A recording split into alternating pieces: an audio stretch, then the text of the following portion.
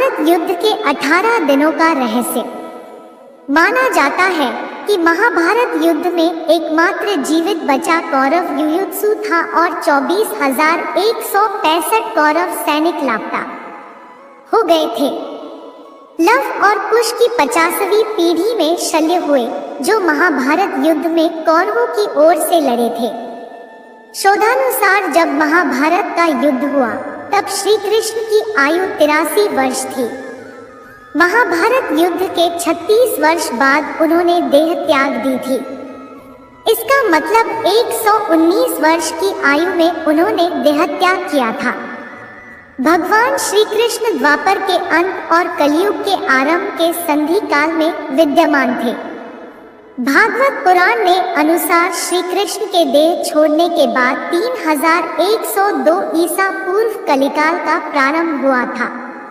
इस प्रकार कलयुग को आरंभ हुए 5120 वर्ष हो गए हैं। महाभारत युद्ध से पूर्व पांडवों ने अपनी सेना का पड़ाव कुरुक्षेत्र के पश्चिमी क्षेत्र में सरस्वती नदी के दक्षिणी तट पर बसे समंद्र पंचक तीर्थ के पास हिरण्यवती नदी, सरस्वती नदी की सहायक नदी के तट पर डाला। कौरवों ने कुरुक्षेत्र के पूर्वी भाग में वहां से कुछ योजन की दूरी पर एक समतल मैदान में अपना पड़ाव डाला। दोनों ओर के शिविरों में सैनिकों के भोजन और घायलों के इलाज की उत्तम व्यवस्था थी। हाथी, घोड़े और रथों की अलग व्यवस्था थी। हजारों शिविरों में से प्रत्येक शिविर में प्रचुर मात्रा में खाद्य सामग्री, अस्त्र शस्त्र, यंत्र और कई वैद्य और शिल्पी वेतन देकर रखे गए। पितामह भीष्म की सलाह पर दोनों दलों ने एकत्र होकर युद्ध के कुछ नियम बनाए। उनके बनाए हुए नियम निम्नलिखित हैं। 1. प्रतिदिन युद्ध सूर्योदय से लेकर सूर्यास्त तक ही रहेगा। सूर्यास्त के बाद युद्ध नहीं होगा। 2. युद्ध समाप्ति के पश्चात छलक पट छोड़कर सभी लोग प्रेम का व्यवहार करेंगे। 3. रथी रथी से, हाथी वाला हाथी वाले से और पैदल पैदल से ही युद्ध करेगा। 4. एक वीर के साथ एक ही वीर युद्ध करेगा। 5. भय से भागते हुए या शरण में आए हुए लोगों पर अस्त्र शस्त्र का प्रहार नहीं किया जाएगा। 6. जो वीर निहत्था हो जाएगा उस पर कोई अस्त्र नहीं उठाया जाएगा। 7. युद्ध में सेवक का काम करने वालों पर कोई अस्त्र नहीं उठाएगा। युद्ध का पहला दिन। प्रथम दिन एक ओर जहां कृष्ण अर्जुन अपने रथ के साथ दोनों ओर की सेनाओं के मध्य खड़े थे और अर्जुन को गीता का उपदेश दे रहे थे। इसी दौरान भीष्म पितामह ने सभी योद्धाओं को कहा कि अब युद्ध शुरू होने वाला है। इस समय जो भी योद्धा अपना खेमा बदलना चाहे वह स्वतंत्र है कि वह जिसकी तरफ से भी चाहे युद्ध करे। इस घोषणा के बाद धृतराष्ट्र का पुत्र युयुत्सु डंका बजाते हुए कौरव दल को छोड़ पांडवों के खेमे में चले गया। ऐसा युधिष्ठिर के क्रियाकलापों के कारण संभव हुआ था। श्री कृष्ण के उपदेश के बाद अर्जुन ने देवदत्त नामक शंख बजाकर युद्ध की घोषणा की। इस दिन 10,000 सैनिकों की मृत्यु हुई। भीम ने दुःशासन पर आक्रमण किया। अभिमन्यु ने भीष्म का धनुष तथा रथ का ध्वजदंड काट दिया।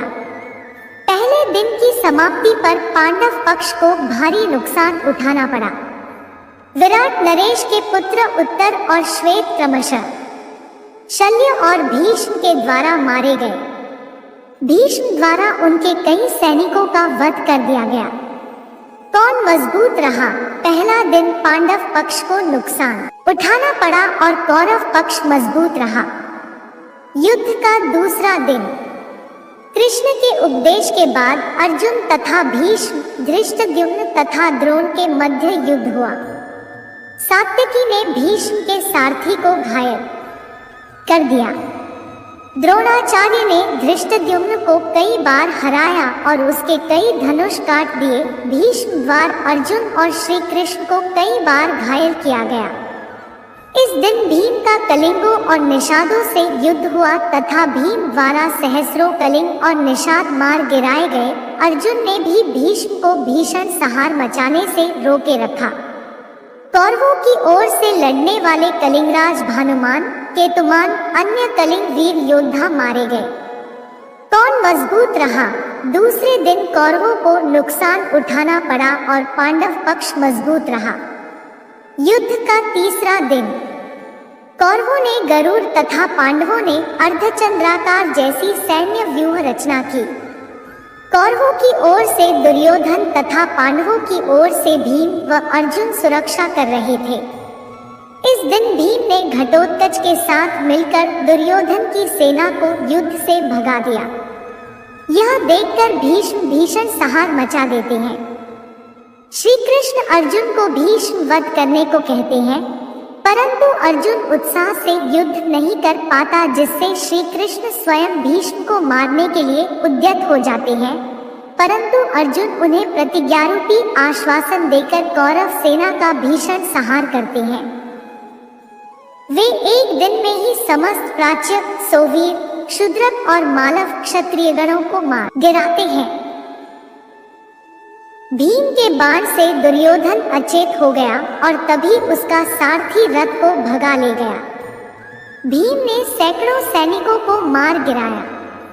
इस दिन भी कौरवों को ही अधिक क्षति उठाना पड़ती है। उनके प्राच्य, सौवीर, क्षुद्रक और मालव वीर योद्धा मारे जाते हैं। कौन मजबूत रहा? इस दोनों ही पक्ष ने डटकर मुकाबला किया। युद्ध का चौथा दिन चौथे दिन भी कौरव पक्ष को भारी नुकसान हुआ। इस दिन कौरवों ने अर्जुन को अपने बाणों से ढक दिया, परंतु अर्जुन ने सभी को मार भगाया। भीम ने तो इस दिन कौरव सेना में हाहाकार मचा दी।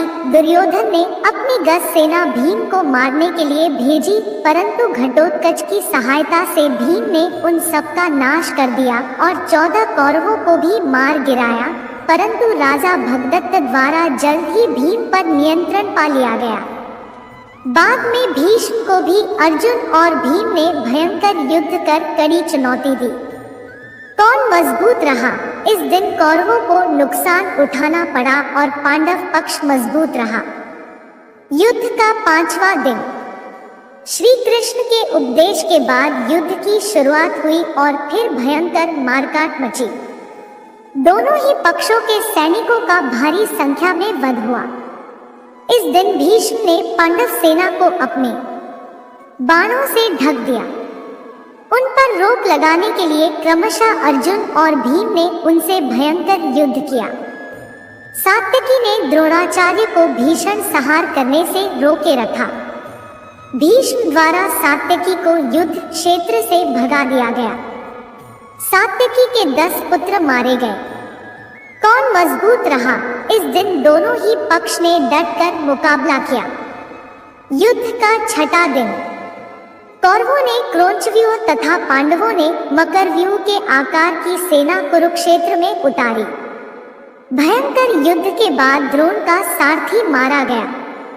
युद्ध में बार बार अपनी हार से दुर्योधन क्रोधित होता रहा, परंतु भीष्म उसे ढांढस बंधाते रहे।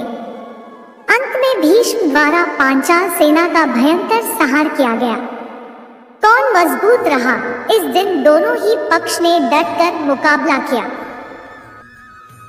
युद्ध का सातवां दिन सातवें दिन कौरवों द्वारा मंडलाकार व्यूह की रचना और पांडवों ने वज्र व्यूह की आकृति में सेना लगाई। मंडलाकार में एक हाथी के पास 7 रथ, एक रथ की रक्षार्थ 7 अश्वारोही, एक अश्वारोही की रक्षार्थ 7 धनुर्धर तथा एक धनुर्धर की रक्षार्थ 10 सैनिक लगाए गए थे। सेना के मध्य दुर्योधन था। वज्राकार में 10 मोर्चों पर घमासान युद्ध हुआ। इस दिन अर्जुन अपनी युक्ति से कौरव सेना में भगदड़ मचा देता है। धृष्टद्युम्न दुर्योधन को युद्ध में हरा देता है। अर्जुन पुत्र इरावान द्वारा विंद और अनुविंद को हरा दिया जाता है। भगदत्त घटोत्कच को और नकुल सहदेव मिलकर शल्य को युद्ध क्षेत्र से भगा देते हैं। यह देखकर एक बार भीष्म फिर से पांडव सेना का भयंकर संहार करते हैं। विराट पुत्र शंख के मारे जाने से इस दिन कौरव पक्ष की क्षति होती है। कौन मजबूत रहा, इस दोनों ही पक्ष ने डटकर मुकाबला किया। युद्ध का 8वां दिन। कौरवों ने कछुआ व्यूह तो पांडवों ने 3 शिखरों वाला व्यूह रचा। पांडव पुत्र भीम धृतराष्ट्र के 8 पुत्रों का वध कर देते हैं। अर्जुन की दूसरी पत्नी उलूपी के पुत्र इरावान का बकासुर के पुत्र आश्लेषण अम्बलुष के द्वारा वध कर दिया जाता है। घटोत्कच द्वारा दुर्योधन पर शक्ति का प्रयोग किया गया, परंतु बंगरेश ने दुर्योधन को हटाकर शक्ति का प्रहार स्वयं के ऊपर ले लिया तथा बंगरेश की मृत्यु हो जाती है। इस घटना से दुर्योधन के मन में मायावी घटोत्कच के प्रति भय व्याप्त हो जाता है। तब भीष्म की आज्ञा से भगदत्त घटोत्कच को हराकर भीम, युधिष्ठिर व अन्य पांडव सैनिकों को पीछे ढकेल देता है। दिन के अंत तक भीमसेन धृतराष्ट्र के 9 और पुत्रों का वध कर देता है। पांडव पक्ष की क्षति। अर्जुन पुत्र इरावान का अम्बलुष द्वारा वध। कौरव पक्ष की क्षति। धृतराष्ट्र के 17 पुत्रों का भीम द्वारा वध। कौन मजबूत रहा, इस दोनों ही पक्ष ने डट किया और दोनों ही पक्ष को नुकसान उठाना पड़ा। हालांकि कौरवों को ज्यादा क्षति पहुंची। युद्ध का 9वां दिन। कृष्ण के उपदेश के बाद भयंकर युद्ध हुआ, जिसके चलते भीष्म ने बहादुरी दिखाते हुए अर्जुन को घायल कर उनके रथ को जर्जर कर दिया। युद्ध में आखिरकार भीष्म के भीषण संहार को रोकने के लिए कृष्ण को अपनी प्रतिज्ञा तोड़नी पड़ती है। उनके जर्जर रथ को देखकर श्री कृष्ण रथ का पहिया लेकर भीष्म पर झपटते हैं, लेकिन वे शांत हो जाते हैं। परंतु इस दिन भीष्म पांडवों की सेना का अधिकांश भाग समाप्त कर देते हैं। कौन मजबूत रहा, कौरव। युद्ध का 10वां दिन। भीष्म द्वारा बड़े पैमाने पर पांडवों की सेना को मार देने से घबराए पांडव पक्ष में भय फैल जाता है। तब श्री कृष्ण के कहने पर पांडव भीष्म के सामने हाथ जोड़कर उनसे उनकी मृत्यु का उपाय पूछते हैं। भीष्म कुछ देर सोचने पर उपाय बता देते हैं। इसके बाद भीष्म पांचाल तथा मत्स्य सेना का भयंकर संहार कर देते हैं। फिर पांडव पक्ष युद्ध क्षेत्र में भीष्म के सामने शिखंडी को युद्ध करने के लिए लगा देते हैं। युद्ध क्षेत्र में शिखंडी को सामने डटा देखकर भीष्म ने अपने अस्त्र त्याग दिए। इस दौरान बड़े ही बेमन से अर्जुन ने अपने बाणों से भीष्म को छेद दिया। भीष्म बाणों की शरशैया पर लेट गए। भीष्म ने बताया कि वे सूर्य के उत्तरायण होने पर ही शरीर छोड़ेंगे, क्योंकि उन्हें अपने पिता शांतनु से इच्छा मृत्यु का वर प्राप्त है। पांडव पक्ष की क्षति शतानी। कौरव पक्ष की क्षति भीष्म। कौन मजबूत रहा, पांडव। युद्ध का 11वां दिन। भीष्म के शरशैया पर लेटने के बाद 11वें दिन के युद्ध में कर्ण के कहने पर द्रोण सेनापति बनाए जाते हैं। 11वें दिन सुशर्मा तथा अर्जुन, शल्य तथा भीम, सात्यकी तथा कर्ण और सहदेव तथा शकुनी के मध्य युद्ध हुआ। कर्ण भी इस दिन पांडव सेना का भारी संहार करता है। दुर्योधन और शकुनी द्रोण से कहते हैं कि वे युधिष्ठिर को बंदी बना ले तो युद्ध अपने आप खत्म हो जाएगा। तो जब दिन के अंत में द्रोण युधिष्ठिर को युद्ध में हराकर उसे बंदी बनाने के लिए आगे बढ़ते ही हैं कि अर्जुन आकर अपने बाणों की वर्षा से उन्हें रोक देता है। नकुल युधिष्ठिर के साथ थे व अर्जुन भी वापस युधिष्ठिर के पास आ गए। इस प्रकार कौरव युधिष्ठिर को नहीं पकड़ सके। पांडव पक्ष की क्षति विराट का वध। कौन मजबूत रहा, कौरव। युद्ध का 12वां दिन। कल के युद्ध में अर्जुन के कारण युधिष्ठिर को बंदी न बना पाने के कारण शकुनी व दुर्योधन अर्जुन को युधिष्ठिर से काफी दूर भेजने के लिए त्रिगर्त देश के राजा को उससे युद्ध कर उसे वही युद्ध में व्यस्त बनाए रखने को कहते हैं। वे ऐसा करते भी हैं, परंतु एक बार फिर अर्जुन समय पर पहुंच जाता है और द्रोण असफल हो जाते हैं। होता यह है कि जब त्रिगर्त अर्जुन को दूर ले जाते हैं, तब सात्यकी युधिष्ठिर के रक्षक थे। वापस लौटने पर अर्जुन ने प्राग्ज्योतिषपुर के राजा भगदत्त को अर्धचंद्र को बाण से मार डाला। सात्यकी ने द्रोण के रथ का पहिया काटा और उसके घोड़े मार डाले। द्रोण ने अर्धचंद्र बाण द्वारा सात्यकी का सिर काट लिया। सात्यकी ने कौरवों के अनेक उच्च कोटि के योद्धाओं को मार डाला, जिनमें से प्रमुख जलसंधि, त्रिगर्तों की गजसेना, सुदर्शन, मलेच्छों की सेना, भूरिश्रवा, कर्णपुत्र प्रसन्न थे। युद्ध भूमि में सात्यकी को भूरिश्रवा से कड़ी टक्कर झेलनी पड़ी। हर बार सात्यकी को कृष्ण और अर्जुन ने बचाया। पांडव पक्ष की क्षति द्रुपद, कौरव पक्ष की क्षति त्रिगर्त नरेश। कौन मजबूत रहा? दोनों। युद्ध का 13वां दिन। कौरवों ने चक्रव्यूह की रचना की। इस दिन दुर्योधन राजा भगदत्त को अर्जुन को व्यस्त बनाए रखने को कहते हैं। भगदत्त युद्ध में एक बार फिर से पांडव वीरों को भगाकर भीम को एक बार फिर हरा देते हैं, फिर अर्जुन के साथ भयंकर युद्ध करते हैं। श्री कृष्ण भगदत्त के वैष्णवास्त्र को अपने ऊपर ले उससे अर्जुन की रक्षा करते हैं। अंततः अर्जुन भगदत्त की आंखों की पट्टी को तोड़ देता है, जिससे उसे दिखना बंद हो जाता है और अर्जुन इस अवस्था में ही छल से उनका वध कर देता है। इसी दिन द्रोण युधिष्ठिर के लिए चक्रव्यूह रचते हैं, जिसे केवल अभिमन्यु तोड़ना जानता था, परंतु निकलना नहीं जानता था। आता अर्जुन युधिष्ठिर, भीम आदि को उसके साथ भेजता है, परंतु चक्रव्यूह के द्वार पर वे सबके सब जयद्रथ द्वारा शिव के वरदान के कारण रोक दिए जाते हैं और केवल अभिमन्यु ही प्रवेश कर पाता है। ये लोग करते हैं अभिमन्यु का वध।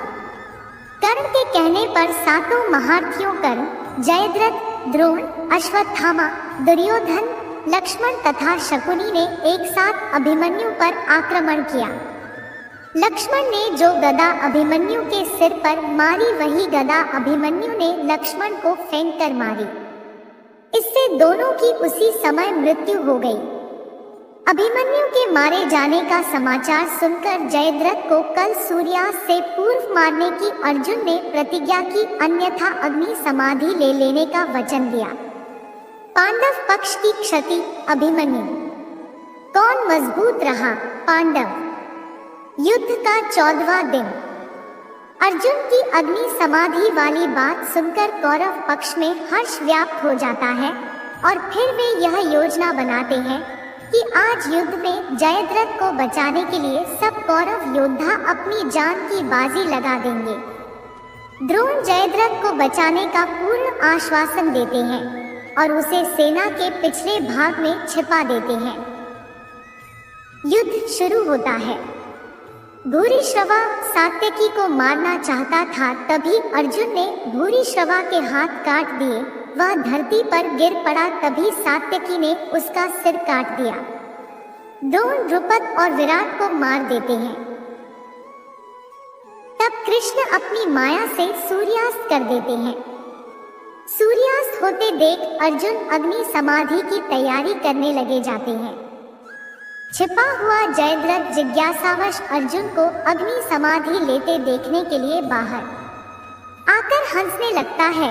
उसी समय श्री कृष्ण की कृपा से सूर्यपुंज निकल आता है और तुरंत ही अर्जुन सबको रौंदते हुए कृष्ण द्वारा किए गए क्षद्म सूर्यास्त के कारण बाहर आए जयद्रथ को मारकर उसका मस्तक उसके पिता के गोद में गिरा देते हैं।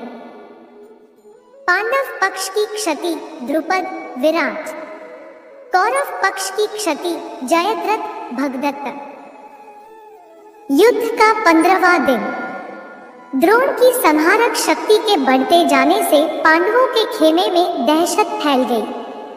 पिता पुत्र ने मिलकर महाभारत युद्ध में पांडवों की हार सुनिश्चित कर दी थी। पांडवों की हार को देखकर श्री कृष्ण ने युधिष्ठिर से छल का सहारा लेने को कहा। इस योजना के तहत युद्ध में यह बात फैला दी गई कि अश्वत्थामा मारा गया, लेकिन युधिष्ठिर झूठ बोलने को तैयार नहीं थे। तब अवंतिराज के अश्वत्थामा नामक हाथी का भीम द्वारा वध कर दिया गया। इसके बाद युद्ध में यह बात फैला दी गई कि अश्वत्थामा मारा गया। जब गुरु द्रोणाचार्य ने धर्मराज युधिष्ठिर से अश्वत्थामा की सत्यता जानना चाही तो उन्होंने जवाब दिया, अश्वत्थामा मारा गया परंतु हाथी। श्री कृष्ण ने उसी समय शंखनाद किया, जिसके शोर के चलते गुरु द्रोणाचार्य आखिरी शब्द हाथी नहीं सुन पाए और उन्होंने समझा मेरा पुत्र मारा गया।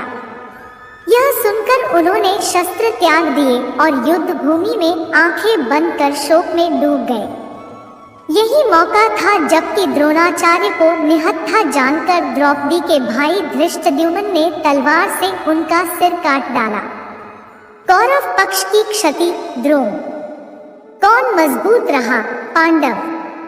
16वें दिन का युद्ध। द्रोण के छल से वध किए जाने के बाद कौरवों की ओर से कर्ण को सेनापति बनाया जाता है।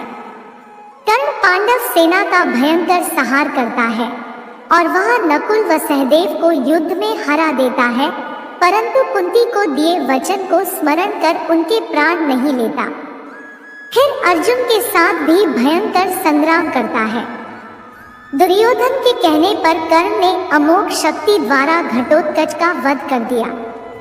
यह अमोघ शक्ति कर्ण ने अर्जुन के लिए बचा कर रखी थी, लेकिन घटोत्कच से घबराए दुर्योधन ने कर्ण से इस शक्ति का इस्तेमाल करने के लिए कहा। यह ऐसी शक्ति थी जिसका वार कभी खाली नहीं जा सकता था। कर्ण ने इसे अर्जुन का वध करने के लिए बचा कर रखी थी। इस बीच भीम का युद्ध दुःशासन के साथ होता है और वह दुःशासन का वध कर उसकी छाती का रक्त पीता है और अंत में सूर्यास्त हो जाता है। कौरव पक्ष की क्षति दुःशासन। कौन मजबूत रहा? दोनों। युद्ध का 17वां दिन। शल्य को कर्ण का सारथी बनाया गया। इस दिन कर्ण भीम और युधिष्ठिर को हराकर कुंती को दिए वचन को स्मरण कर उनके प्राण नहीं लेता। बाद में वह अर्जुन से युद्ध करने लग जाता है। कर्ण तथा अर्जुन के मध्य भयंकर युद्ध होता है। कर्ण के रथ का पहिया धंसने पर श्री कृष्ण के इशारे पर अर्जुन द्वारा असहाय अवस्था में कर्ण का वध कर दिया जाता है। इसके बाद कौरव अपना उत्साह हार बैठते हैं। उनका मनोबल टूट जाता है। फिर शल्य प्रधान सेनापति बनाए गए, परंतु उनको भी युधिष्ठिर दिन के अंत में मार देते हैं। कौरव पक्ष की क्षति। कर्ण, शल्य और दुर्योधन के 22 भाई मारे जाते हैं। कौन मजबूत रहा? पांडव। 18वें दिन का युद्ध। 18वें दिन कौरवों के 3 योद्धा शेष बचे, अश्वत्थामा, कृपाचार्य और कृतवर्मा। इसी दिन अश्वत्थामा द्वारा पांडवों के वध की प्रतिज्ञा ली गई। सेनापति अश्वत्थामा तथा कृपाचार्य के कृतवर्मा द्वारा रात्रि में पांडव शिविर पर हमला किया गया। अश्वत्थामा ने सभी पांचालों, द्रौपदी के 5 पुत्रों धृष्टद्युम्न तथा शिखंडी आदि का वध किया। पिता को छलपूर्वक मारे जाने का जानकर अश्वत्थामा दुखी होकर क्रोधित हो गए और उन्होंने ब्रह्मास्त्र का प्रयोग कर दिया, जिससे युद्ध भूमि श्मशान भूमि में बदल गई। यह देख कृष्ण ने उन्हें कलयुग के अंत तक कोढ़ी के रूप में जीवित रहने का शाप दे डाला। इस दिन भीम दुर्योधन के बचे हुए भाइयों को मार देता है, सहदेव शकुनी को मार देता है और अपनी पराजय हुई जान दुर्योधन भागकर सरोवर के स्तंभ में जा छुपता है। इसी दौरान बलराम तीर्थयात्रा से वापस आ गए और दुर्योधन को निर्भय रहने का आशीर्वाद दिया। छिपे हुए दुर्योधन को पांडवों द्वारा ललकारे जाने पर वह भीम से गदा युद्ध करता है और छल से जंघा पर प्रहार किए जाने से उसकी मृत्यु हो जाती है। इस तरह पांडव विजयी होते हैं। पांडव पक्ष की क्षति धृष्टद्युम्न शिखंडी, कौरव पक्ष की क्षति दुर्योधन। कुछ यादव युद्ध में और बाद में गांधारी के शाप के चलते आपसी युद्ध में मारे गए। पांडव पक्ष के विराट और विराट के पुत्र उत्तर, शंख और श्वेत, सात्यकी के 10 पुत्र, अर्जुन पुत्र इरावान, द्रुपद, द्रौपदी के 5 पुत्र, धृष्टद्युम्न, शिखंडी, कौरव पक्ष के कलिंगराज भानुमान, केतुमान, अन्य कलिंग वीर, प्राच्य, सोवीर, शूद्रक और मालव वीर। कौरवों की ओर से धृतराष्ट्र के दुर्योधन सहित सभी पुत्र भीष्म, त्रिगर्त, नरेश, जयद्रथ, भगदत्त, द्रोण, दुःशासन, कर्ण, शल्य आदि सभी युद्ध में मारे गए थे। युधिष्ठिर ने महाभारत युद्ध की समाप्ति पर बचे हुए मृत सैनिकों का दाह संस्कार एवं तर्पण किया था, चाहे वे शत्रु वर्ग के हों या फिर मित्र वर्ग के। बच गए योद्धा। महाभारत के युद्ध के पश्चात कौरवों की तरफ से 3 और पांडवों की तरफ से 15 यानी कुल 18 योद्धा ही जीवित बचे थे, जिनके नाम हैं कौरव के कृतवर्मा, कृपाचार्य और अश्वत्थामा, जबकि पांडवों की ओर से युयुत्सु, युधिष्ठिर, अर्जुन, भीम, नकुल, सहदेव, कृष्ण, सात्यकी आदि। जय श्री कृष्णा। ऐसी ही और वीडियो के लिए हमारे चैनल को सब्सक्राइब करें। धन्यवाद।